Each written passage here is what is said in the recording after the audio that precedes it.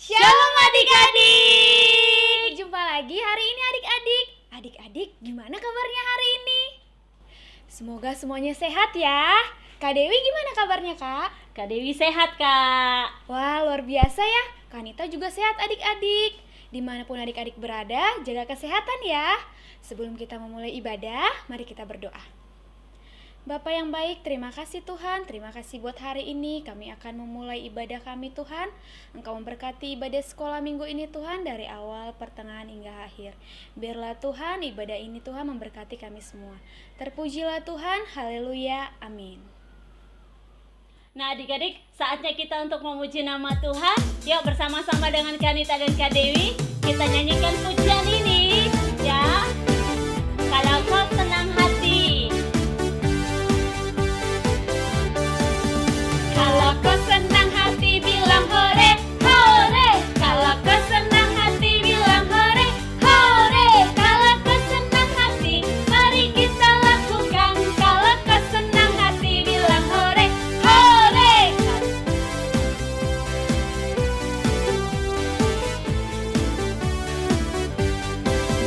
Kalau kau senang hati tepuk tangan. Kalau kau senang hati tepuk tangan. Kalau kau senang hati, mari kita lakukan. Kalau kau senang hati, tepuk tangan.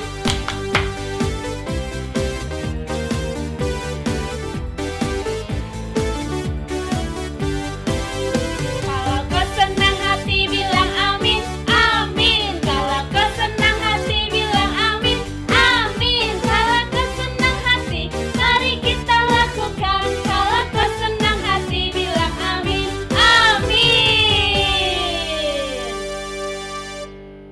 Adik-adik masih tetap semangat ya. Kita naikkan pujian ini sama-sama, biarpun gunung-gunung beranjak.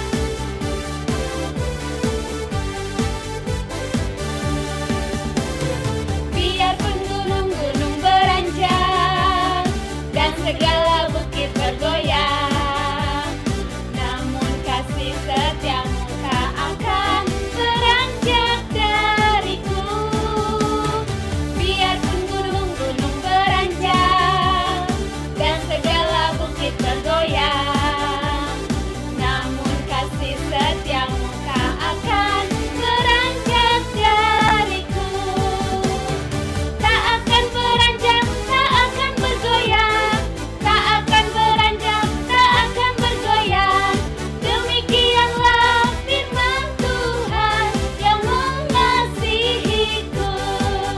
Kita naikkan pujian ini dari awal adik-adik.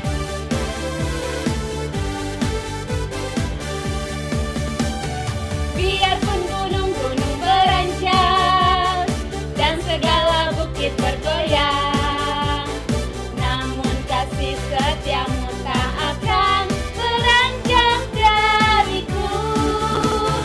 Biarpun gunung-gunung beranjak dan segala bukit bergoyang, namun kasih setiamu tak akan beranjak dariku. Tak akan beranjak, tak akan bergoyang.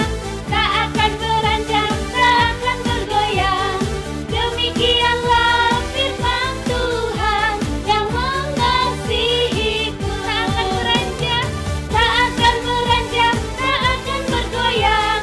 Tak akan beranjak, tak akan bergoyang. Demikianlah firman Tuhan yang mengasihiku.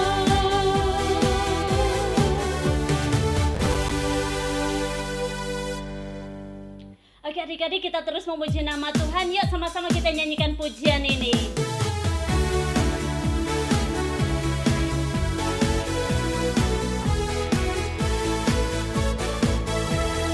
Dikepak-kepakkan sayapnya, digoyang-goyangkan badannya, agar tubuh sehat dan kuat untuk memuji nama Tuhan. Digoyang-goyang kaki kiri, digoyang-goyang kaki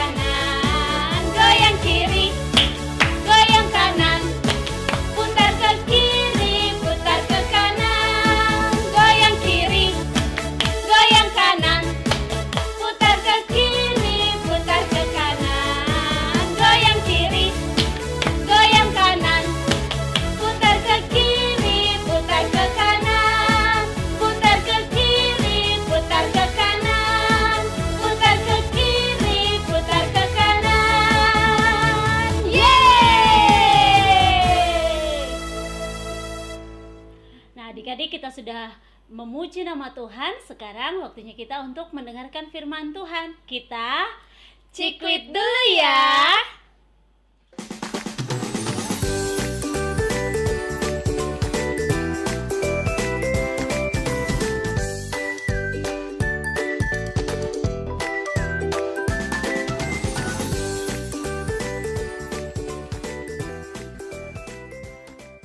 Selamat pagi adik-adik. Selamat datang di Cikwit, cerita Injil Kids. Cikwit selalu menyenangkan menjadi makanan rohani yang bikin kita kuat. Jadi sekarang Cikwit pagi. Yuk adik-adik kita berdoa ya.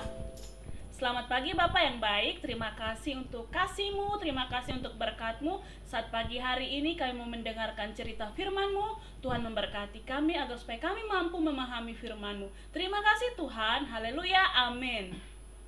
Shalom adik-adik, semua sehat? Kak Ika percaya semua adik-adik di rumah pasti dalam keadaan sehat. Kak Fitri apa kabar hari ini? Luar biasa. Kak Ika apa kabarnya? Oh puji Tuhan, luar biasa sehat. Oke adik-adik, Kak Ika yakin semuanya pasti hari ini sudah siap untuk mendengarkan cerita firman Tuhan kan? Yuk kita akan mendengarkan cerita firman Tuhan.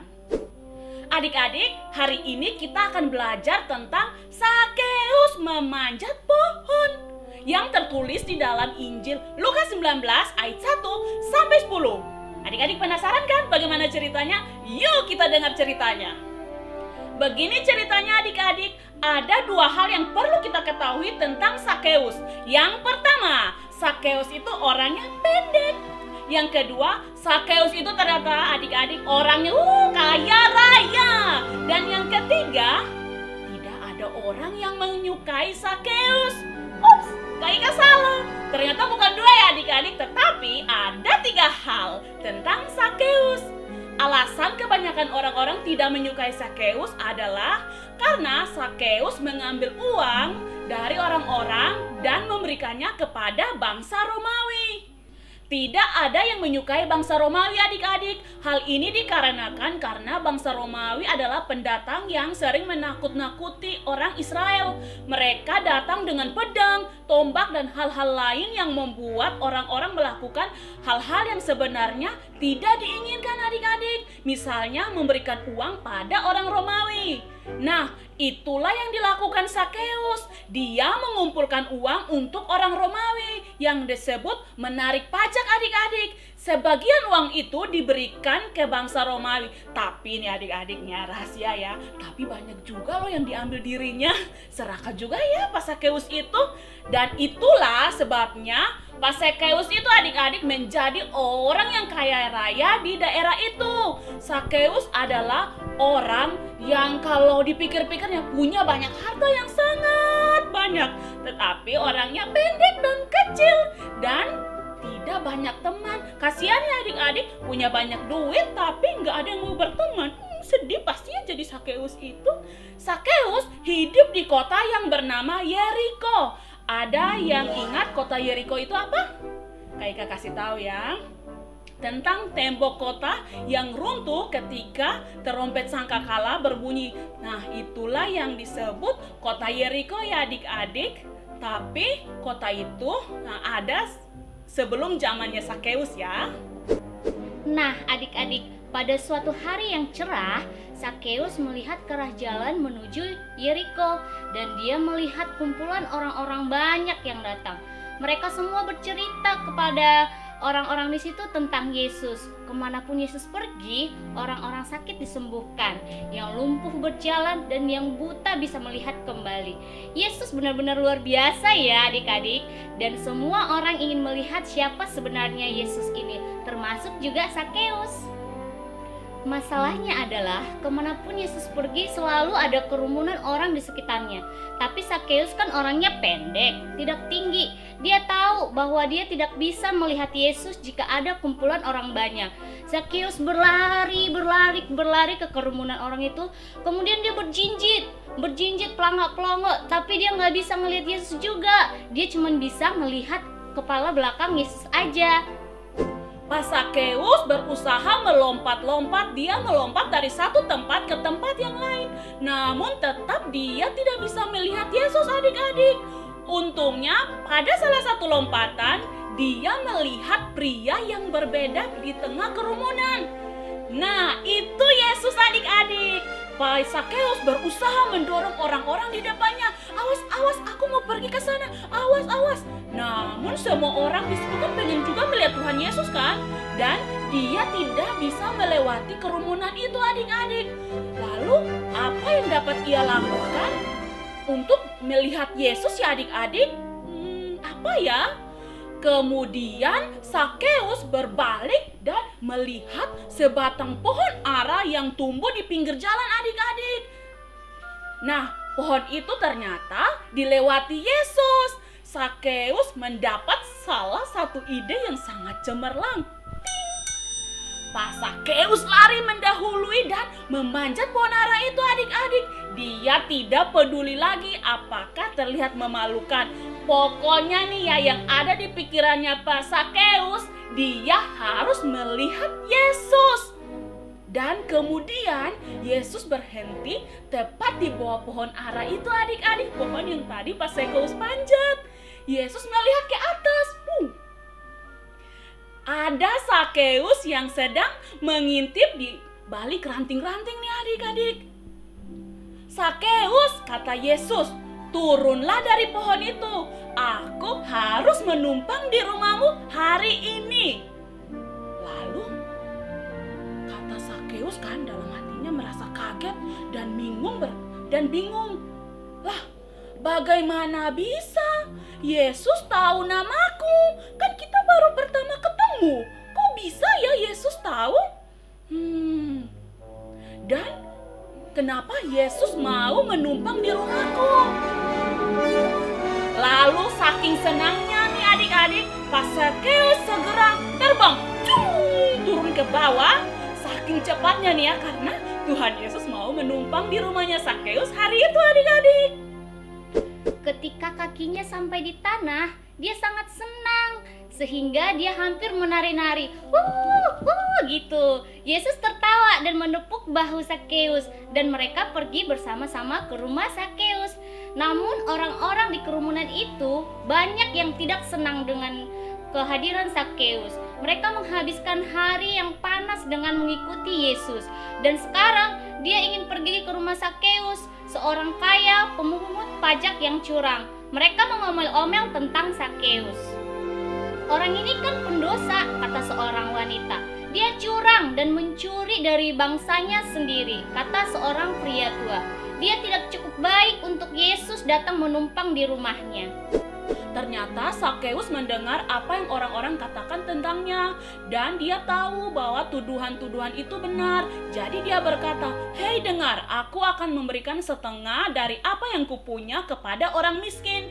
Dan jika aku mencurangi seseorang, aku akan membayar kembali 4 kali lipat." Itulah yang Pak Sakeus lakukan adik-adik. Dia membereskan dirinya terlebih dahulu. Sakeus mau agar dirinya benar. Dia sangat senang Yesus mau datang ke rumahnya. Dan dia ingin membuat Yesus senang juga. Dan Yesus senang adik-adik. Yesus berkata kepada Pak Sakeus, "Hari ini keselamatan datang pada rumah ini. Kehidupanmu selama ini salah, namun sekarang benar. Kamu dahulu terhilang, namun sekarang kamu telah diselamatkan. Itulah sebabnya aku di sini. Aku datang untuk menemukan dan menyelamatkan yang terhilang." Sakeus adalah orang yang pendek, namun sekarang dia sangat senang hatinya. Dia penuh sukacita. Barangkali saat itu dia merasa dia orang yang paling tinggi di antara orang-orang itu kali ya adik-adik. Yuk adik-adik, kita nyanyi lagu Hey Sakeus ya. Nyanyi sama-sama dengan kakak-kakak ya. Hey Sakeus, orang pendek, kecil betul dia. Dia panjat pohon ara, hendak melihat Yesus. Yesus berkata, "Hei Sakeus, turunlah, aku menumpang di rumah." Sekali lagi ya adik-adik. Hei Sakeus, orang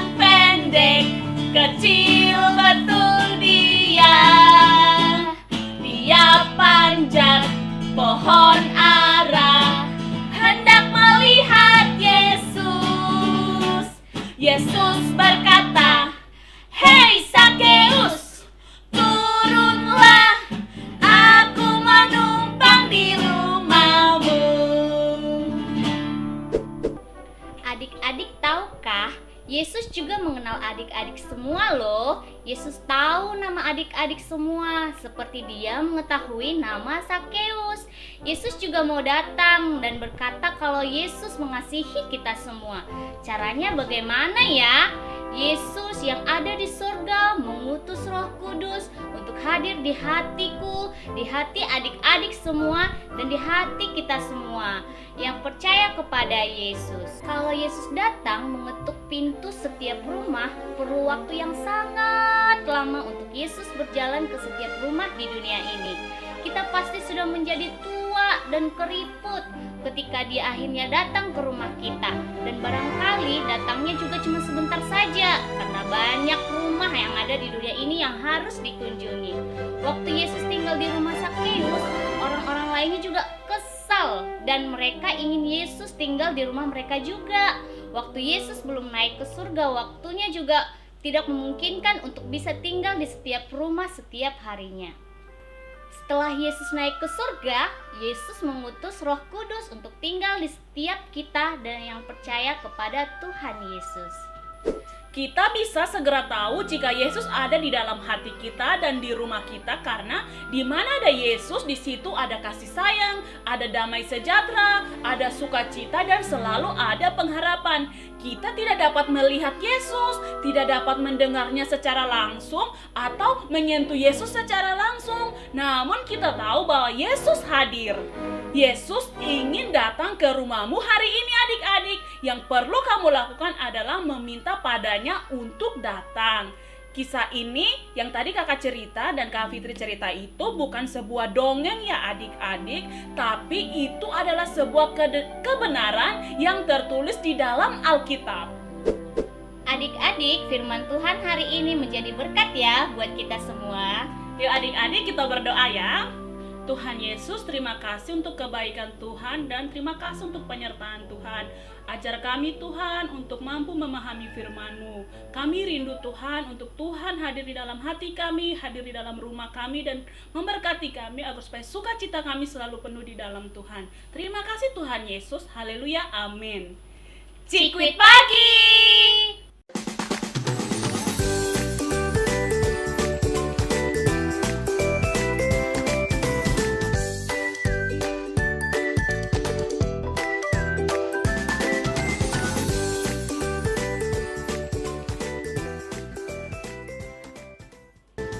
Adik-adik, kita sudah mendengarkan firman Tuhan. Biar firman Tuhan yang kita sudah dengar hari ini boleh kita ingat selalu, dan jangan lupa kita melakukannya supaya kita semakin hari semakin menyenangkan hati Tuhan.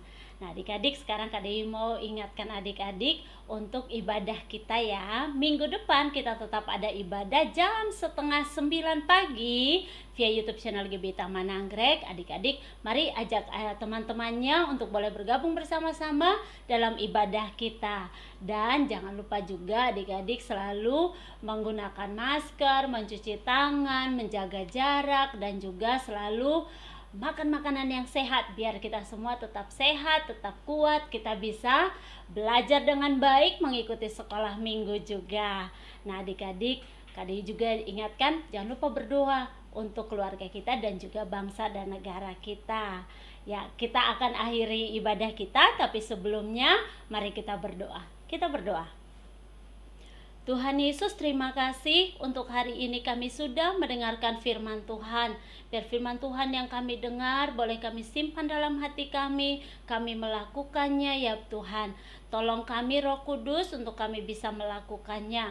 Dan berkati untuk keluarga kami, untuk kota kami, dan bangsa dan negara kami. Tuhan pulihkanlah, Tuhan berkatilah. Terima kasih Bapa, terima kasih Tuhan. Dan juga berkati sekolah kami, sehingga kami boleh menjadi anak-anak yang pintar dan juga anak-anak yang menyenangkan hati Tuhan. Terima kasih Tuhan Yesus, kami berdoa dan bersyukur. Haleluya, amin. Oke adik-adik, sampai jumpa minggu depan. Tuhan Tuhan Yesus Yesus memberkati.